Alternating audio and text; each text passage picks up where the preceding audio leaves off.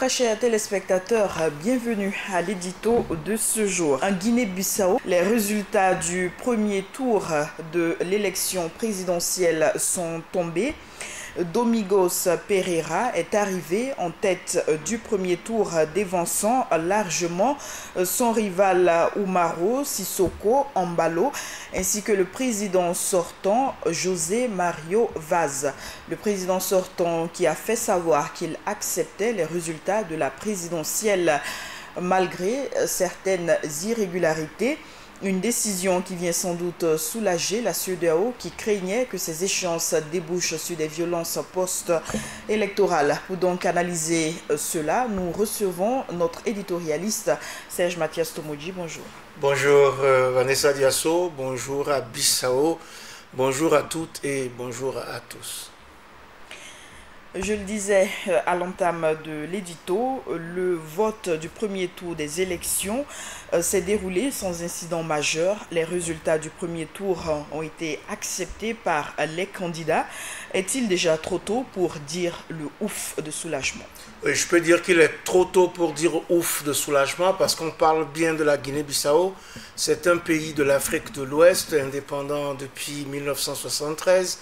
C'est un pays membre de l'Union économique et monétaire ouest-africaine.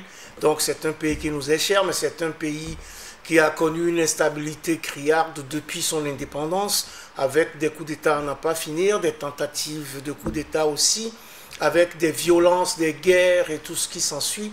C'est un pays où prospère aussi un gros trafic de drogue, on l'appelle aussi un narco-État. Mais je pense que depuis, on essaye d'arriver à cette normalité, à la normalisation de la vie politique, ce qui n'est pas facile, ce qui n'est pas évident. En effet, après donc des péripéties et un parcours en dents de scie de 1973 jusqu'à 2014, il y a eu donc une élection sous un peu l'égide de la CEDEAO qui a donc consacré, si l'on peut dire, le retour à une normalisation démocratique avec l'élection de José Mario Vaz. Malheureusement, oui, l'instabilité est restée politique dans ce pays, puisque José Mario Vaz, dès un an après son arrivée au pouvoir, a dû changer de Premier ministre, ne s'entendant plus avec donc, le chef du parti majoritaire à l'Assemblée nationale, le PAIGC, qui est d'ailleurs le parti traditionnel de ce pays et depuis l'indépendance. Il s'est ouvert une longue période d'instabilité. Au bout du compte, José Mario Vaz a grillé pas moins de 7 premiers ministres au cours de son mandat, de ce premier mandat, qu'il n'a pas pu donc concrétiser pour avoir un deuxième mandat donc à l'issue de ce premier tour des élections qui s'est tenu le 24 novembre. Donc aujourd'hui, on est dans une situation où tout de même, on est arrivé pour la première fois dans ce pays à avoir un président qui a été élu démocratiquement dans les urnes et qui a terminé son mandat et qui est en passe de passer le témoin à quelqu'un d'autre qui sortira donc du second tour prévu le 29 décembre prochain. Et donc, je pense que c'est quand même inédit dans ce pays et cela mérite d'être souligné, d'autant que cette instabilité criarde reste toujours dans les têtes et que jusqu'à aujourd'hui, on a un peu peur que survienne un coup d'État ou qu'une une situation d'humeur ou des querelles de personnes ne viennent à nouveau entamer tout le crédit qu'on est en train d'engranger actuellement. Mario Vaz qui dit avoir pris sa décision afin de contribuer à la pacification de la société bissau-guinéenne, une grandeur d'esprit pour un chef d'État africain. Je crois qu'après tous ces moments où on a senti qu'il ne voulait pas lâcher prise et qu'il ne voulait pas partir et qu'il jouait il jouait son va-tout pour rester au pouvoir, pour changer les premiers ministres, même parfois contre les décisions supranationales de la CEDEAO notamment. Après ce premier tour, on a eu quand même assez peur.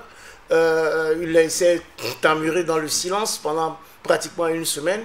Et là, oui, il vient d'en sortir et de dire qu'il reconnaissait les résultats de ce scrutin, même s'il dénonce des irrégularités et un certain nombre de choses. Il s'élève donc, et c'est tant mieux pour la Guinée-Bissau, c'est tant mieux pour l'Ouest africain, c'est tant mieux pour l'Afrique, que finalement les uns et les autres prennent la mesure des choses et regardent plutôt l'intérêt général et la nation au lieu de ne regarder, de se retourner sur eux-mêmes. C'est une grandeur d'esprit. Il faut saluer la posture adoptée par José Mario Vaz actuellement, et il faut espérer que le second tour se déroule également dans de bonnes conditions, que le président qui sera sorti des urnes entre Domingos Pereira et Umaru Ambalo, que ce président-là soit reconnu par tous et que finalement on passe aux choses sérieuses, à la reconstruction du pays,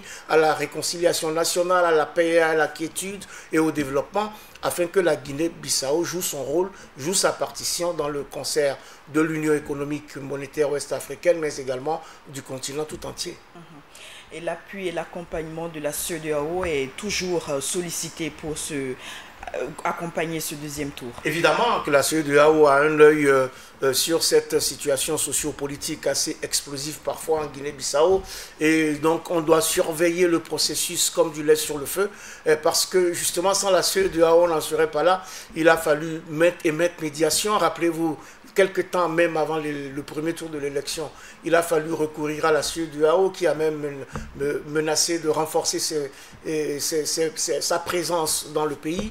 Même les Nations Unies sont présents en Guinée-Bissau avec un bureau qui suit de très près la situation en Guinée-Bissau.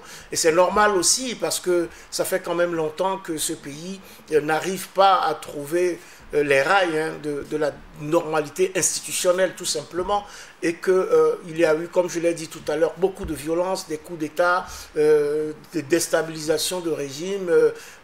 Donc aujourd'hui, on peut, ou en tout cas José Mario Vaz peut s'enorgueillir d'avoir été le premier, ou l'un des premiers en tout cas, à avoir mené à son terme son mandat, et également à pouvoir se dire demain je passe la main et puis je peux me mettre au service du pays, comme il l'a dit lui-même, et que maintenant on va arriver petit à petit à taire les divergences, les querelles personnelles pour penser au développement du pays. La CEDEAO est donc importante de ce point de vue-là. On peut saluer aussi sa fermeté dans ce dossier bissau-guinéen.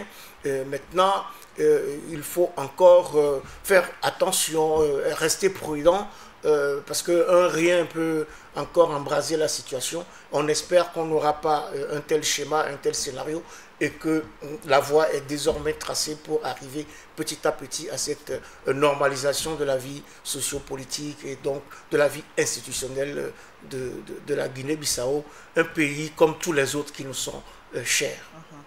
Et les enjeux du nouveau futur président sont énormes pour atteindre ce développement escompté. Évidemment, ce sont deux anciens premiers ministres, ça veut dire qu'ils connaissent les affaires de leur pays et qu'ils ont pris la mesure de la situation et qu'ils ont pris toute la mesure de la situation pour pouvoir apporter les réponses afin que la Guinée-Bissau se réconcilie avec elle-même.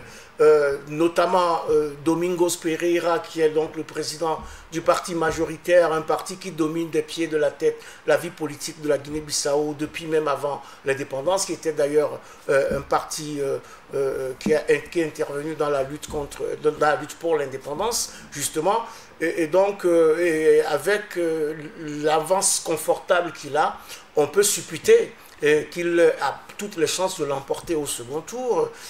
Maintenant, il lui faudra user de sagesse, user de responsabilité pour diriger ce pays de façon convenable, afin que ces chantiers, toutes ces cristallisations qu'il y a eu s'apaisent, et que également, petit à petit, la Guinée-Bissau sorte de cette situation d'État, de narco-État, et que la Guinée-Bissau voilà, renoue avec, au-delà de la normalité, que chacun puisse avoir voix au chapitre afin qu'on ait un quotidien plus paisible et une perspective plus dégagée pour la Guinée-Bissau. Donc les défis sont énormes en effet, parce qu'aujourd'hui tout reste assez fragile dans ce pays et il va falloir construire une vision commune, un partenariat avec les populations afin qu'on s'inscrive avec détermination dans une optique de réconciliation et de développement résolu. Et les deux hommes se connaissent sans doute, ils ont été des anciens premiers ministres, donc je me dis qu'avec la volonté des uns et des autres, et si l'armée continue de jouer le jeu qui est le sien en restant républicaine comme elle a su le faire ces derniers mois, ces derniers moments où on a craint qu'il y ait à nouveau un coup d'État, si l'armée continue d'adopter cette posture, les choses devraient commencer à aller en Guinée-Bissau. Et pour terminer, José Mario Vaz pourrait-il être le faiseur de roi? Certes, il a été écarté de la course, mais peut-il soutenir d'autres candidats? En fait, José Mario Vaz est venu en 4e position. Avant lui, il y a un autre candidat qui est soutenu par l'armée, qui était déjà soutenu par l'armée d'ailleurs lors du précédent scrutin. Donc, il n'a pas donné de consigne de vote, mais de par sa posture et de par sa position d'ancien président, il a sans doute encore du poids dans le pays et peut-être que s'il donnait des indications, cela peut faire peser la balance d'un côté comme de l'autre. Mais si l'on analyse ce qui s'est produit jusque-là, sous sa présidence, on le voit mal soutenir le candidat Pereira, qui est le président du PAIGC, avec qui il a eu maille à partir. Je ne sais pas s'il va soutenir Umaru Ambalo, qui a dû démissionner parce qu'il y avait un certain nombre de choses qui n'allaient pas non plus. Donc, il est peut-être dans une position où il n'aura pas forcément à demander de peser par rapport à quelqu'un ou par rapport à quelqu'un d'autre, mais sans doute qu'on aura encore recours à lui pour avoir géré cette nation pendant 5 années et un peu plus. On aura sans doute recours à lui dans le futur, si vraiment il reste dans cette posture qu'il vient d'adopter, qui est celle du sage qui va passer le témoin et qui reste au service de la nation. Merci à Serge Mathias Tomodji pour avoir analysé l'actualité socio-politique en Guinée-Bissau. C'est tout pour l'édito de ce jour. Merci pour votre attention.